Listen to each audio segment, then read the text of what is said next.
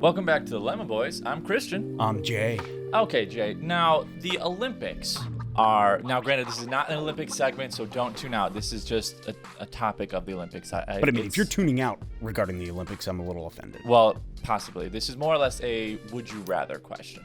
For example, so the women's soccer, the finals, right? It happened last night. Canada versus Sweden. Canada wins. Canada wins gold. Sweden loses, but they get the silver medal. Okay. The U.S. women's team, they played in the bronze medal match. They won. They won bronze. I don't know who they played against, but whoever lost got nothing. So my question to you is, well, because so they came in fourth place. Sure, I understand. Right. I'm just wondering where this is going. Oh, I got you here. So would you rather get a silver medal because you lost or win a bronze medal because you won? Wow, that's like a psychological. And as you're thinking about this, let me know down in the comments below, because it's a genuinely curious question, because I watched the gold medal game where Canada won. The Swedish girls were crying. Because they lost. They got silver. Technically, they're better than the United States. How did the U.S. react when they won bronze? Oh, it was amazing. It was they were elated? It was like they just won the World Cup. It was like they won gold. But it's bronze. Yeah, there's a psychological difference in winning versus losing. Yeah. You lose and you're handed the second place award and you're like, this sucks. Versus, all right, we've already missed out on those two things. Let's win this, bring back the bronze. I mean, personally, I would want silver, but it would hurt. It's to just lose. Like, it would be a weird feeling. Oh, like wow, that's interesting. It's like a couple years later, you're looking at the silver medal on your shelf, and you're like, yeah, I lost in order to get that. We almost did it, and you're right, I lost. It's just weird, and I don't know. I wanted to throw it out there. I threw it out to some people last night, and Where were you last night? I was with my parents and family. And my sister said that she would have rather won bronze. Yeah, because then you win. Exactly. You win your last game. But it's bronze. I'm not gonna lie. This is just me. I like the color bronze more than silver. I know silver is supposed to be worth more. That's what the world says. But bronze is a nicer color. There's something about it that I'm just like. It probably goes with like more color for your outfits for when you like wear it out in public. That's fair, and I have a pink complexion, so I'm probably going to wear bronze more than I am going to wear a cool tone like silver. That's an intriguing take. One thing that I've never really, I can't say I've ever consciously thought about that. That's the joys of having me as a co-host. Because, listen, we grew up in the time, we were kids when you played sports, rec leagues, anything, it wasn't trophies for everybody. It was first place got the trophy. Second place got a trophy that was just tiny. And you were like, oh, I'd rather just go out for Dairy Queen. 100% right? Sprinkles. Right? Well, obviously, you got to get the texture in there. Sprinkles are a must. Yes. Got to get down sprinkles. But, like, we grew up at a time where it wasn't just like a participation trophy. I don't ever remember getting one. And I do. Oh, did you now? Yeah, I remember. How did you feel with the participation trophy? I'm like, what is this? Why am I getting this? So you were confused. We were in... we were in a bowling thing. I have so many questions regarding the bowling league. Yeah, continue. I don't even know if it was a league. It was like just like a bunch of kids all the same age, and we were like, yeah, let's just have like a bowling group. What, like a sandlot? Sort of. No, our parents were involved, obviously. And there was no competition. There was no like who's better than everybody else. And I remember at the end of it, we all got like a little trophy like this big. So when your parents paid for the league, they were just like, hey, we're also all kicking in like $20 for that trophy at the end of the year. No matter how little Jimmy, little Johnny, little Charlie, little Susie does. It was like, hey, you did it. And I'm like, I don't like this. Because trust me, were there bumpers? I don't remember. I'm gonna need you to dig. I guarantee you I have a photo somewhere. Let's get your mom on the horn. You know what's bad is I had that trophy up until like a couple years ago. I didn't like just. What'd you do with it? I had like a box of all of like my childhood. I don't want to say like that guy's just not wearing a shirt in the street. He's just putting a shirt on. in the middle of the street. That's me in 25 years. You are ripped. Well, no. I just said I'm not afraid to take my shirt off. Gotcha. Sorry to cut you off there. That guy was walking around without a shirt, and would you rather a medal or a trophy? Would you rather a trophy with a guy who's got the skates on, he's got the hockey stick, and he's like, "Yo, look at me," or would you rather just like that thick piece of? I feel like a medal. Medal? I feel like a medal because I'm not gonna be displaying either. You would be a medal guy. Yeah. I would be a medal guy. What about you? Give me the trophy. I want to see the guy who doesn't look like me at all holding the bat up there playing baseball, and I'm like, because you played baseball. Of course, you want a trophy. yeah, you're right. Yeah, you're right. It's just something to stew on whenever you're watching this. Just be like, what would I want? Something else to stew on. Did you see Josh Allen's deal? I have that in my notes as well. Oh, light it up. Yeah, no, I want to get your thoughts on it. So for those of you that aren't aware, Josh Allen has signed a deal that extends him through the 2028 season, which even just saying 2028 seems like light years away. It's disturbing. It's like Ender's Game. Yeah, it just seems like, first of all, it's hard to believe that we're in 2021. But break down the deal for me in terms of money. What's he getting? If I am correct, I thought it was $258 million. Correct. Over, was it 6 years? I don't know the year. I thought it was a 4 year. It's a 6-year contract. All right, there we go. Extension, and it is $258 million over 6 years. And I saw that $150 million was guaranteed. Guaranteed. He just Josh Allen woke up this morning, and he's like, I have $150 million. I think it's what? It is the most guaranteed money ever given to an NFL player. Guaranteed? Guaranteed money. I do believe. So basically what I do love, okay, here are my thoughts about it. First of all, Josh Allen is a Buffalo Bill. Like he has sold his soul to the Buffalo Bill way. Love him or hate him, he's a Bill. He's a Bill. And what I love about the Josh Allen contract very specifically is him coming out and saying, I know they're not paying me for what I've done, but what I will do. That's a lot of pressure. Boy Liz on the pressure. He eats it up the way that one might eat up gabagool. Okay. You could have just said like Cheerios. I was thinking of The Office. Fair. I'll take the gabagool. The gabagool. Wait, where's that from? It's when Michael goes out and he's eating with what's his name, Andy and Dwight, and the guy that they think is the mob boss. Yep, there we go. In shorts. I'll take the gabagool. The gabagool. Sir, we don't have that. Take the gabagool. I do love the contract. I think it is very fitting for a guy who has accelerated, who they have built the entire Buffalo Bills program around. And they said, we trust you. Here's the credit card, little boy. We trust you. Bring home that bacon. Don't come back with them beans to build like a magical bean tower. Yeah, a bean tower. Though, if you think about it, you go up the bean tower, you find the golden goose. Yeah, but like, is the bean tower secure? Like what's the foundation like? That's a great point. There's Stephon Diggs just chopping it down. Okay, so with them spending that much money on him, I'm not super familiar with how like the salary cap works in the NFL or just like how salaries work in terms of teams. Does that leave them a lot of room to go get him more talent should he need it? I would have to look into more of the specifics regarding the Buffalo Bills salary cap. You do have a limit. You have your whatever it is. If it's $198 million, right. Because I know there's a standard across. I believe there's a standard across the board. I'm pretty sure there's a salary cap. There is.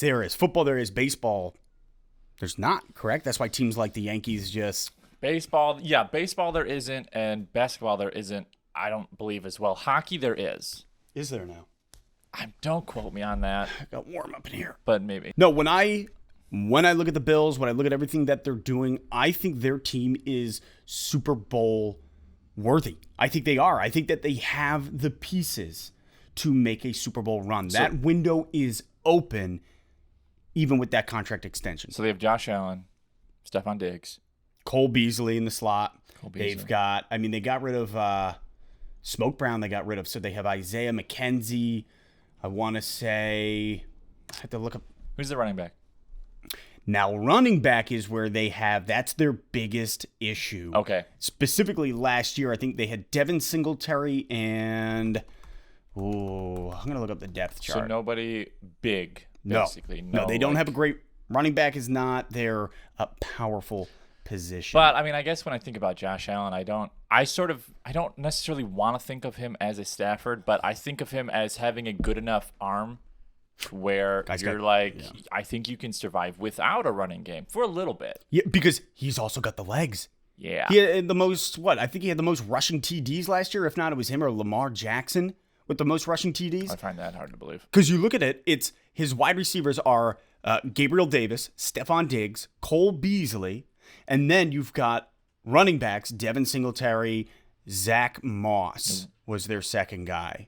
Yeah, I look at the Bills. I look at what their offense was able to accomplish between Beasley and Diggs. They were the best wide receiver duo in the modern 16-game era to exist. They broke all the records. They were incredible. Right. Incredible. Though now we are moving into a 17-game season. It's going to be a weird year. I loathe that the NFL added the 17th game for our boys. As a fan, I'm like, hey, you and I get to sit down one more Sunday. And we get to just be upset. Or thrilled. I might jump up in the air. High risk, high reward. So, you have that element to it. However, guys are already crawling, limping to the playoffs. That's an issue. Because if the NFL is like, yeah, the playoffs are that's our thing. That's the bread and butter. But if nobody can get there, if the product that the teams are putting on the field is not worthy of watching, then no one's going to watch. Or certain teams that maybe shouldn't advance will advance. And Correct. then you decrease the ratings because of poor matchups. What if in that 17th game, the O-line is so beat, so bruised, so battered that Josh Allen gets hammered and his hip dislocates and then he's out for the playoffs? Well, who the heck was even in the Super Bowl last year? I do not. Tampa Bay and Kansas City.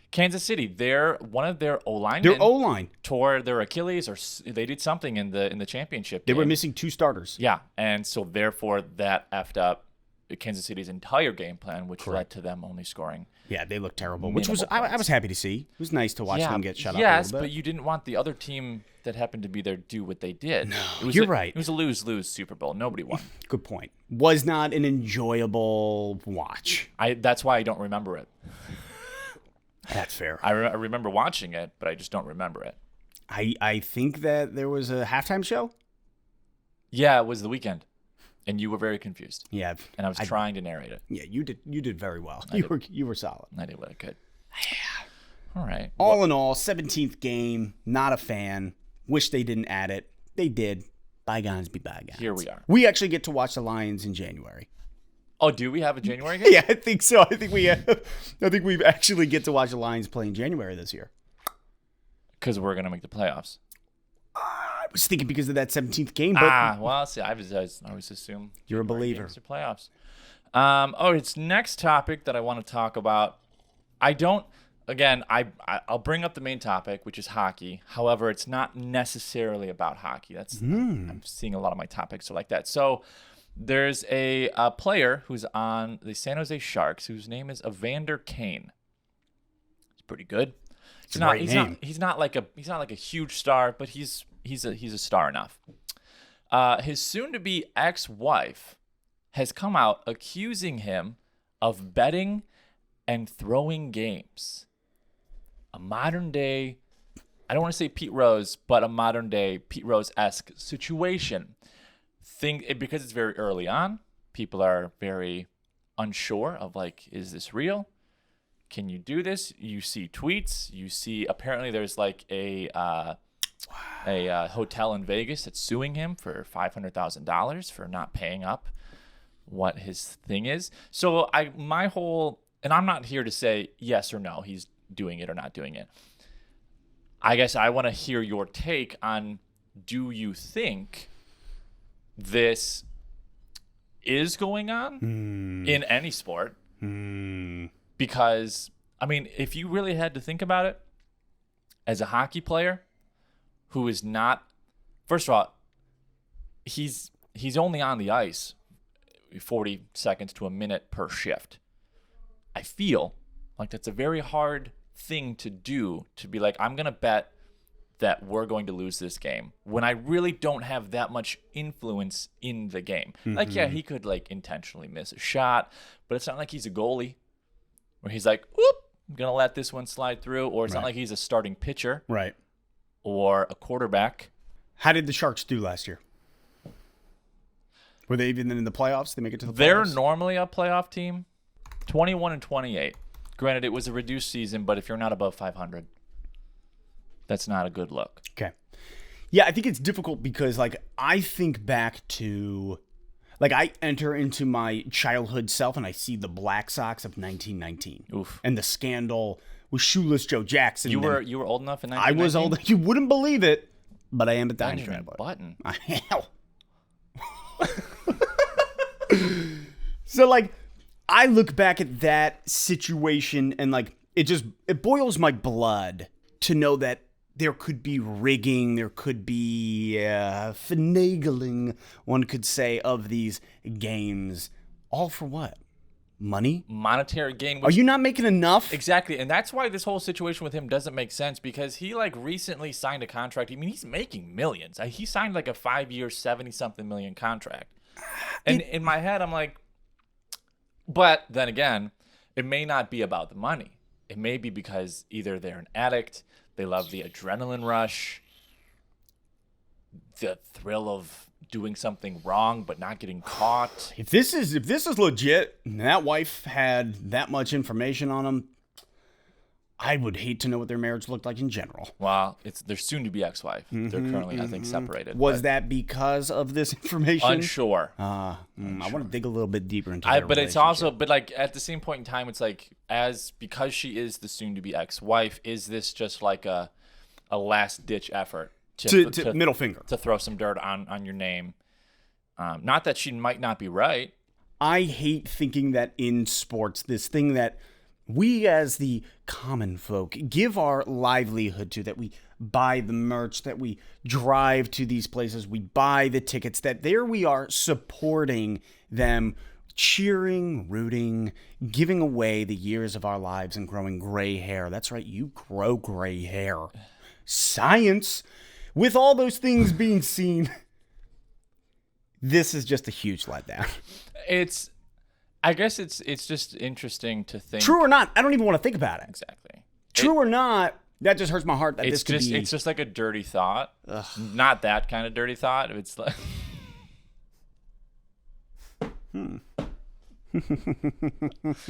like it's you don't want to think, because like, granted, this is San Jose Sharks, but let's say the Lions, for your example, or like any Detroit team, and this is the thing that comes out in the news. That would not be great. It'd be heartbreaking. And even if it does come out to be not true, in the back of your head, you're always going to be like, yeah, but was it? Was it? I've always been a little bit worried about cheating in major sports and just knowing what could be going on. I mean, like, did Tom Brady look? The Deflategate? Deflategate, Spygate, all the gates. Well, okay. The Black Gate of Mordor. One of the other things that I thought was interesting, and this is maybe the last thing about the Olympics I'll talk about, I was watching field hockey. Okay. Which is already weird enough. That's weird. But what they did, or what they allowed the viewer to hear, was the refs. The whole time? Yes. They had the refs' audio. They were talking, so like the refs were talking to each other, they were talking to the players, and they were piping in the ref audio. And I'm like, why aren't we doing this for every other sport? Why aren't we being able to listen to the huddle of the what refs they're saying in football?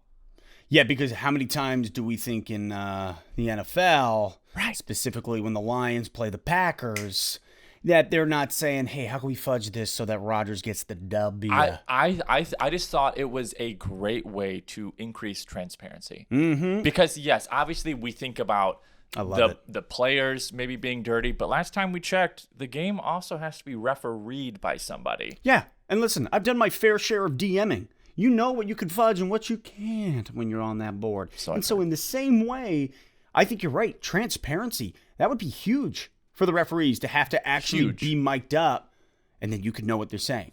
And I think that would be amazing for viewers to be like, what are you actually talking about? Oh. Be like, are you actually talking about whether their foot was in, or are you talking about what you're going to do for dinner later? And we're just making it look like we're huddling up. Yeah, we're talking, because we already got paid off by somebody. We have to make it look like we're talking about it. Because then if you actually hear what they're saying, then they come out to the front and somebody gives it, and you're like, you didn't even talk about that. Transparency, that's all. Maybe that should be the next push. Did you hear that they're going to be putting in or bringing in that, what's it called, Hawkeye technology, similar technology to what they're using in tennis into the NFL? Shut your dirty little mouth. What are you talking about? They're bringing this type of technology to football, specifically for like feet, the out of bounds. Saw it on Pat McAfee. And if this is legit and this actually, so they're talking about getting like this sky cam basically that can actually make those judgment calls. And I guess they're trying to figure out how can we work this in this way. It's taking less away from the referee having to make the call. It gives you a clearer, defined rules, because I think that's one of the biggest things about football is it's all arbitrary. It's literally, it comes down to a human eyeball that, as they may say, are unbiased. They're human. And everybody wants somebody to win. I don't care. Baseball was like to me, when I look at baseball, and not all the rules or whatever, but like there's a fair, there's a foul, the ball lands, the guy makes the call, you're like, all right, that's what it is. Football, there are so many little things, the pass interference, coming off the line, are you 5 yards out? Like everything that has to do with football is so frustrating, because at a certain point you're like, did you just pick somebody to win at the beginning of this, and now you have to make those calls? Well, and the game could be judged or refereed based on who the referee is. Referees, much like home plate umpires, they all have different quote-unquote strike zones. While they're all like the same basic concept. Yeah. Some might call them high, call them low. It's the same concept in the NFL. Well, and in specific nights, sometimes they're like, well, we're noticing that this umpire is not calling the outside corner of the plate. And you're like, what do you mean? What do you mean? If it's a strike, it's a strike. So to me, why, like, at what point do we just say, you know what? We have that little box. Yeah. That on MLB. And we've had that for like a decade. So why are we not just saying that's the strike, that's the ball? Because we got to keep American jobs. But it's like 8 jobs across the U.S. I don't know. Because I don't know why else they're not doing it. I get keep the umpires out in the field. Sure, those are fine. Even the guy behind the home plate in order to make the call, if you want to have that traditional sense. But man, have a setup where the guy is able to be like, that's a strike because the thing's beeping green. Because that's what it is. Strike, and everybody's like, yay. Yeah, literally. I mean, it's. I'm frustrated that we could live in 2021 with the technology that we have in a sport, a major league sport, in the NFL, because all I can do, and it's a place I don't want to go, is think that it's rigged. Yeah. I don't want to go down that route. Well, hear this. Roar. Hear me roar. Hear me roar. I was watching badminton in the Olympics.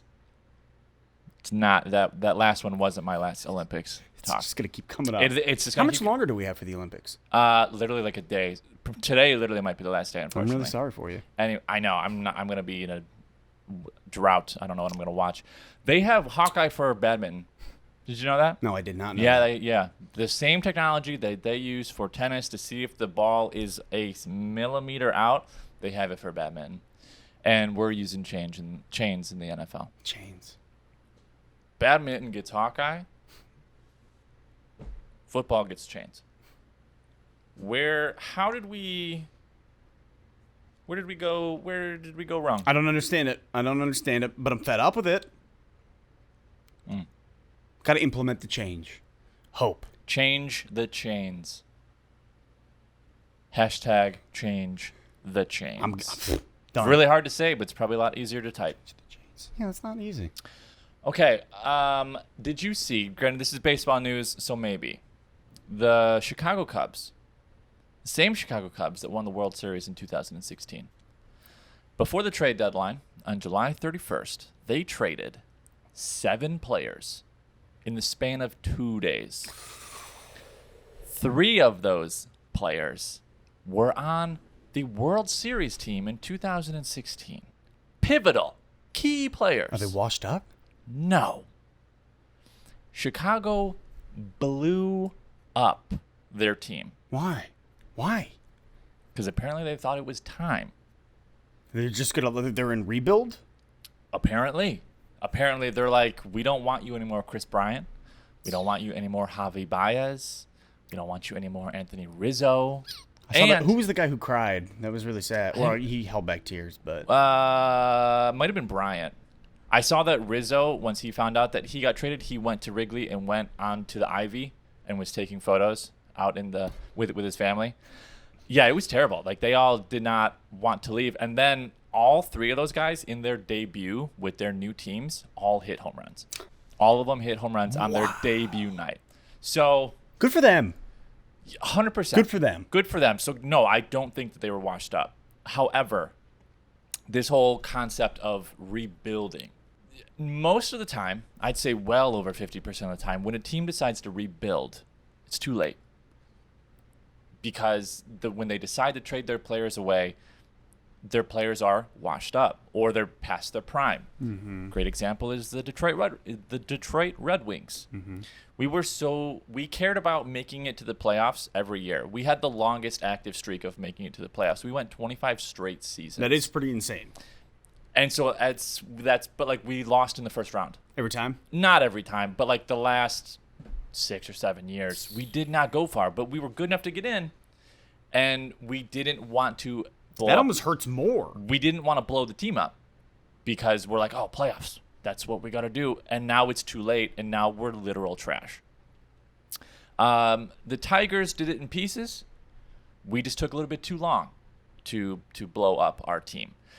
And so I think what I'm asking is, because normally when you blow up a team, obviously you're bummed, but you understand why they did it. Correct. In the Cubs case, did they do the right thing?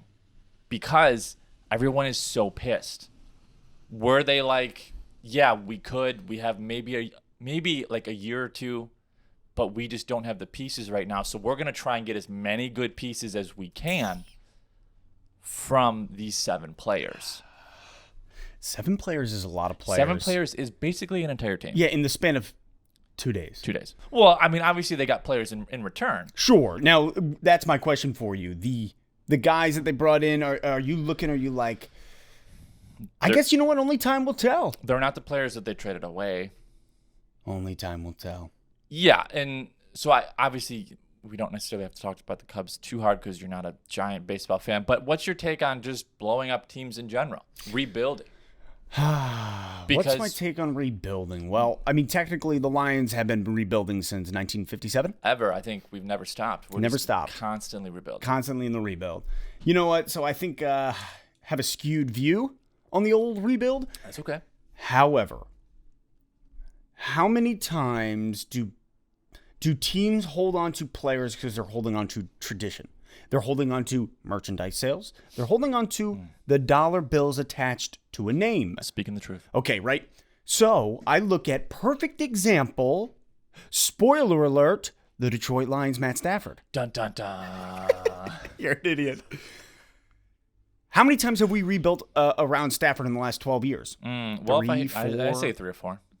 So in those 3 or 4 times, he knew, here comes another rebuild. So he comes to ownership and he says, I'm requesting a trade because I don't want to be a part of the rebuild again. I want to go win it now. It was the right move. I think every single team, there is a different way to approach it. Every sport, every team. Correct. I don't think there's one way to rebuild because, hey, some guys are able to get a quarterback from another squad. Ryan Tannehill comes over to Tennessee, right? He was garbage. He wasn't good. Goes to Tennessee. He's the backup QB for Mariota. Mariota looked like he was just slinging old Subway sandwiches out there. Everybody's like, this is sloppy. This is sloppy. You ever gotten a Subway sandwich? You're like, I want a Jersey Mike sandwich. I mean, that or take me to Polsky Smack on Route 23. Okay, nobody knows what that means. So there you have Mariota, super sloppy. Tannehill comes in. They start getting these pieces. Not that they rebuilt around Tannehill. However, the right pieces start to mold together, and sometimes the puzzle every puzzle looks different. Yes. Every rebuild looks different. I look at the Lions right now, the way we're rebuilding, and they're like, we don't want to approach it like a rebuild. It's a retool. And I'm like, no. Okay, I get what you're saying, but it also really does feel like we're rebuilding. Yes, we have some of the tools. In the end, only time will tell. I look at this. Here's a question for you. Miguel Cabrera. Wolf. What's he still doing on the Tigers? He's making so much money. I will say, though, that he does have some milestones coming up. He's almost at 500 home runs. 500 home runs. And almost 3,000 hits. Yeah. Beautiful things that you want to see him do on the Tigers. But this is my question. When is enough enough? We had enough with Matt Stafford. It was the time to say, you know what? We're going to bring in Jared Goff. If things don't go well there, maybe we end up drafting a quarterback because our record's not going to be great. We're going to be top 5 draft picks. All in all, I think every team needs to find their own way to approach it. The Chicago Cubs blown up 7 guys in a 2-day span. There's a lot. And the guys that have talent are talented. Were part of the 2016 World Series team. I would just say peculiar, which is slang for peculiar. Oh my gosh. The reason that we still have Cabrera is, well, I think a little bit a part of tradition, but it's because we signed him to an 8-year, $248 million contract. So he's basically bringing in an average of $31 million a year. That's too big. And we gave him that. That's Josh Allen's deal. Like a year after his prime. Like, we gave it to him too late. Yeah, that's too late. Which is another reason why the Tigers aren't going to be good anytime soon. Because there's all that money tied up. We're holding the bag. That's what I'm saying. So that's like my thing is you look and this happens and it's just so frustrating because you tied too much money around the millstone that's also tied around his neck. You tossed him into the Atlantic Ocean. You said, swim, boy. And it's also unfortunate that Comerica Park, where the Tigers play, is effing huge. Yeah. He would have so many more home runs if he... Could you imagine if he was a Yankee? He would be Aaron Judge. It would a little chubbier. It'd be it'd be a joke though. How many home runs he'd have? Because our park is one of the largest in all of the 30 or 32, however many stadiums. 30, I think there's 30. It's big. It's too big, and it's just unfortunate that he's playing here for most of his career. Literally 4 years ago, I just was looking and I'm watching him play, and I was like, why are you still a Tiger? Why did we? And like, I love the tradition. Love Cabrera. Yes, great. But at what point is enough enough? Well, nobody wants him. That's why we can't trade him. No one's going to pay $31 million. How many years does he have left? He is here until the 2023 season, so 2.5 years. That's still 2.5. That's still 2.5 years too long. He's going to be making $80 million from now until the end of the 2023 season. Oh my gosh, that is so much money. And half the time he's like a designated hitter. I was going to say he's not even on the field. No, because he does deal with injuries a lot. A lot. I remember 4 years ago him sitting in the dugout. I'm like, we're paying you how much to sit there? Unfortunately, when we traded Verlander away, that was the same year we needed to get rid of him as well. That was a dark It needed year. to be done. You think so? Yes, because he went and won with the Astros. I get that. Boy had left in the tank. He was like a Sherman out there. He was a Panzer Shrek. But we had nothing around him. It's comparable to having Stafford with nobody. With nobody, no wide receivers. Yeah, it's like, why are you here? Like, yeah, we'd love to keep you, but our time horizon of like when we think we're gonna win, 5, 6, 7 years. Okay, last topic on the docket is. Before we get to the last topic on the docket, talk to me. Didn't Olympics? Yes. You're a fan. I am, big fan. Did the USA? Did we win? Did we win gold in the game with the squeaky shoes and the hoops? Basketball? Yeah, I believe so. How do you feel about that? Do you not care? I don't really care because we're supposed to win. It's not. Yeah. So okay, for example, the women's basketball, which I'm aware is different than men's. Women's basketball, I believe, we've won 54 straight Olympic games. That's a few. 54 straight. 54. That's Aleem McNeil's number. 54. The men's, no, I don't really care. We're supposed to be good. All right, that didn't wet your whistle. Nah, I'm much more of a badminton guy. Or like archery. All right. Weird sports. Yeah, I think like when it comes to the Olympics, I don't really care about mainstream sports. Interesting. Yeah, like because the whole point of the Olympics is to watch sports that you don't normally get to watch, and then the other point is to watch. From at least what I do is it's so crazy what humans can do, how fast we can run, track and field. Shot put is I believe a 15 or 16 pound ball. It's a bowling ball essentially, and that's the same, but it's like a softball small size. Yeah, and they are able to throw it off. So like they're doing that. Yeah. The men, I believe, were tossing it around 75 feet. Could you imagine tossing a bowling ball 75 feet? I don't even think, even if they didn't give me any restrictions on how I could throw it or like running up, there's no way I could throw it 75 feet. Not a chance. Doing whatever I wanted to do, and they're just off the neck. Off the neck. Like a friggin' Notre Dame guy. What's that dude's name? Hunchback of Notre Dame? Does he have a real name? Quasimodo. Nah, does he have a real name? Yeah, javelin is insane. The high jump is also nuts because they're jumping so high. Yeah. Oh, I was watching hurdles. This girl, I don't know her name. I felt so bad. She's running the hurdles. Did she fall? And like right before, they showed like slow motion of what her foot looked like right before she jumps over. And she like didn't get it down enough. So it like rolled and she just diced into the thing. And I was like, oh, there's so much pain. Because they're running so fast. So fast. Plus then like the embarrassment if you're just laying there and you're like, I made it this far. To do this. Like that sucks. Yeah, the men's 4x100 relay, we botched it. Again. I don't think we've won a medal there since like 2000 or 2004. I know you said you got one more, but I have a feeling that, you know what, something I did want to talk about that I completely blanked until this moment. Talk to me. It might be the same thing.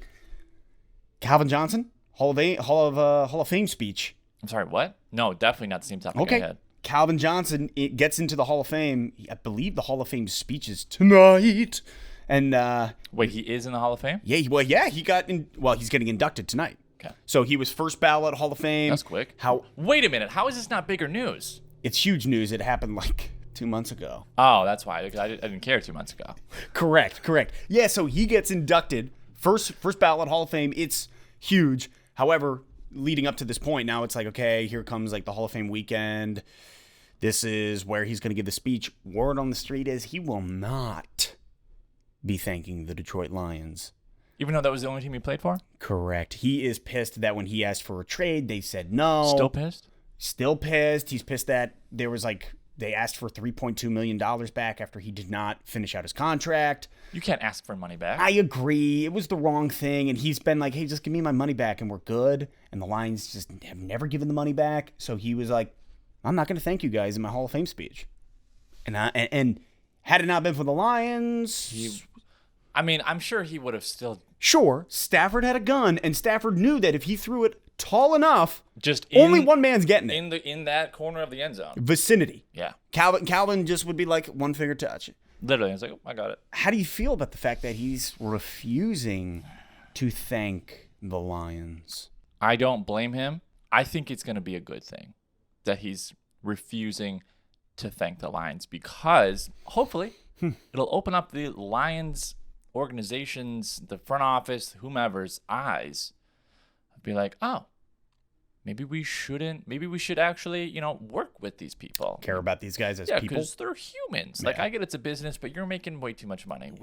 You're good. So, yeah, maybe that'll change the way or hopefully the culture. It won't, but one can hope. But no, I more power to him. Stick it to the Fords. I don't really care. What about you? Do you care?